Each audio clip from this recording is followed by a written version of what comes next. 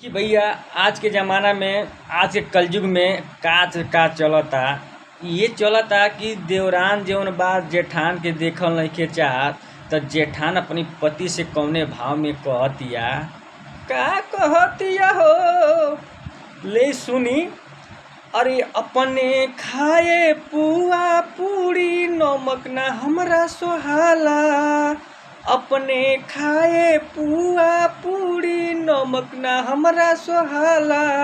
हो गईली कमजोर अरे चले में लागेला ठेस।